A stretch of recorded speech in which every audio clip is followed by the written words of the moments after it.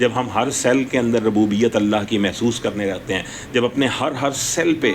ہم ہر روئے پہ اللہ تعالیٰ کی ملکیت کو تسلیم کر لیتے ہیں، اس کی ربوبیت کو تسلیم کر لیتے ہیں، پھر اسے محسوس کر لیتے ہیں اور پھر معافی مانگتے ہیں، تو آپ کا جو یقین مانیں جو جسم کا پورا، نہ صرف ہر وجود کا وجود پورا، بلکہ وجود کا ہر حصہ، بلکہ وجود کا ہر رواں، بلکہ وجود کا ہر خلیہ، اس کے اندر آپ کو اس کی لذت محسوس ہوتی ہے، خلیے کے مالک کو پہچاننے لگتے ہیں، آپ کا ہر خلیہ اس کے اندر آپ کی ربوبیت، اس کے پالنے کی صفت کو پہچاننے لگتا ہے۔ جب اس کے اندر یہ شوق اور ذوق پیدا ہوتا ہے کہ میں نے رب کی طرف لپکنا ہے، رب کی طرف جانا ہے، جب اس کا ہر خلیہ اور ہر رواں جو ہے اس بات کی گواہی دیتا ہے کہ میں رب سے کا طالب ہوں، میں رب سے محبت طلب کرتا ہوں، میں نے رب کے راستے پہ جانا ہے، رب کے راستے کو نہیں چھوڑنا، تو پھر ایک وقت آتا ہے جب اس کے اندر ایک وجد طاری ہوتا ہے، وجدانی کیفیت طاری ہوتی ہے، ایک محبت کی وجدانی کیفیت، ایک عشق کی وجدانی کیفیت جو ہر طرح کے گناہ، خطا، غلط راستے، غلط کاری کو فنا کر کے رکھ دیتی ہے۔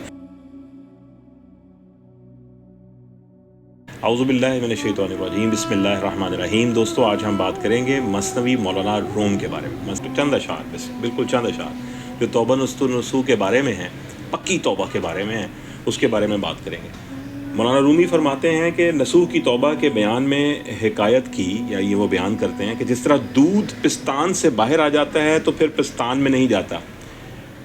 جس شخص نے نسوح والی توبہ کر لی یعنی پکی توبہ کر لی، وہ ہرگز گناہ کو رغبت کے طور پر یاد نہیں کرتا، بلکہ ہر لمحہ اس کی نفرت بڑھتی ہے، اور وہ نفرت اس کی دلیل ہوتی ہے کہ اس نے توبہ کی قبولیت کی لذت حاصل کر لی ہے۔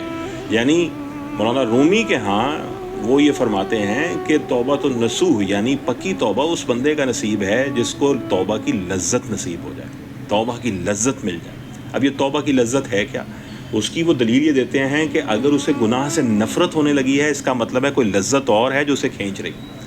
یعنی آپ یہ دیکھیں کہ جو انسان ہے وہ یا لذات کی طرف کھنچتا ہے یا لطائف کی طرف۔ اگر اچھی چیزیں ہیں تو اس کا لطف حاصل کرتا ہے، کچھ بری چیزیں ہیں تو اس میں سے لذت حاصل کرتا ہے، یا کچھ ضروریات ہیں تو اس میں سے لذت حاصل کرتا ہے۔ بھوک مٹ گئی تو لذت، شہوت آ گئی تو لذت، دوسری طرف اللہ کی یاد آئی تو لطف، رسول اللہ صلی اللہ علیہ وسلم کی یاد آئی تو لطف۔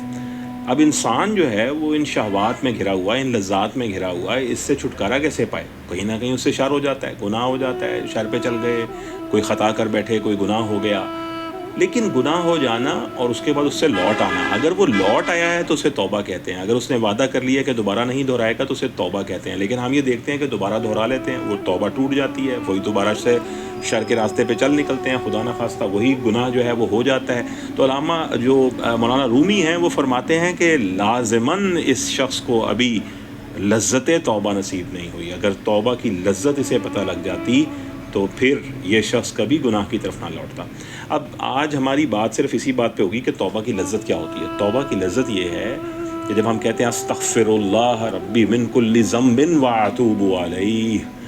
یا اللہ معاف کر دے، ربی ہے میرے پالنے والے، اس دنیا اسباب کی دنیا میں نے سبب پہ جو تصرف کرتے ہوئے، لذات حاصل کرتے ہوئے جب میں اس میں کھو گیا، تیرے حکم کو توڑ دیا، تو میں تجھ سے معافی چاہتا ہوں، تیری طرف لوٹتا ہوں اور تجھے رب مانتا ہوں، تجھے مالک مانتا ہوں، تو میرے پہ ایک عنایت کر دے، تو مجھ پہ ایک رحمت کر دے، تو مجھے اپنا بنا لے، اور اپنا بنا کے اپنا لطف دے دے، اپنی محبت دے دے، اپنی لذت دے دے، میرے تمام جسم کے وجود کے حصوں میں، وجود کے اندر موجود ہر خلیے میں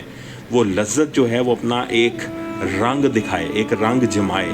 تو جب ہم ایسی لذت حاصل کر لیتے ہیں کہ ہمارے تمام سیل کے اندر وہ ایک کلام آتا ہے استغفر اللہ ربی من کل ذنب، جب ہم ہر سیل کے اندر ربوبیت اللہ کی محسوس کرنے لگتے ہیں، جب اپنے ہر سیل پہ ہم ہر روئے پہ اللہ تعالیٰ کی ملکیت کو تسلیم کر لیتے ہیں، اس کی ربوبیت کو تسلیم کر لیتے ہیں، پھر اسے محسوس کر لیتے ہیں اور پھر معافی مانگتے ہیں، تو آپ کا جو یقین مانیں جو جسم کا پورا، نہ صرف ہر وجود کا وجود پورا، بلکہ وجود کا ہر حصہ، بلکہ وجود کا ہر رواں، بلکہ وجود کا ہر خلیہ، اس کے اندر آپ کو اس کی لذت محسوس ہونے لگتی ہے۔ جب آپ خلیے کے مالک کو پہچاننے لگتے ہیں، آپ کا ہر خلیہ اس کے اندر آپ کی ربوبیت، اس کے پالنے کی صفت کو پہچاننے لگتا ہے، جب اس کے اندر یہ شوق اور ذوق پیدا ہوتا ہے کہ میں نے رب کی طرف لپکنا ہے، رب کی طرف جانا ہے، جب اس کا ہر خلیہ اور ہر رواں جو ہے اس بات کی گواہی دیتا ہے کہ میں رب سے کا طالب ہوں، میں رب سے محبت طلب کرتا ہوں، میں نے رب کے راستے پہ جانا ہے، رب کے راستے کو نہیں چھوڑنا، تو پھر ایک وقت آتا ہے جب اس کے اندر ایک وجد طاری ہوتا ہے، وجدانی کیفیت طاری ہوتی ہے، ایک محبت کی وجدانی کیفیت، ایک عشق کی وجدانی کیفیت جو ہر طرح کے گناہ، خطا، غلط راستے، غلط کاری کو فنا کر کے رکھ دیتی ہے۔ مولانا رومی فرماتے ہیں کہ جب یہ فنائیت کی چاہت ہو جائے، جب گناہ سے رغبت نہ رہے، نفرت ہونے لگے،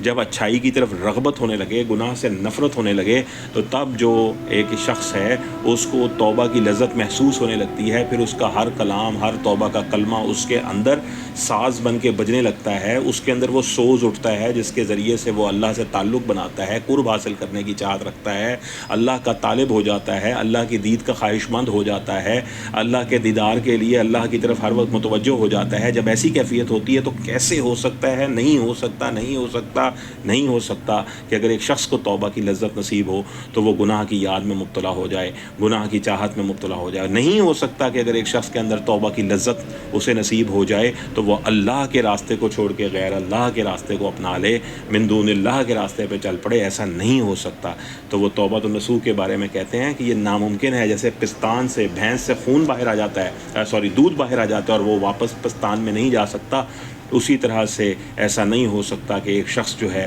وہ توبہ نصوح میں داخل ہو جائے، پکی توبہ میں داخل ہو جائے، توبہ کی لذت لے لے اور پھر اس لذت کو ترک کر کے گناہوں کے اندر ڈوب جائے، ایسا ممکن نہیں ہے۔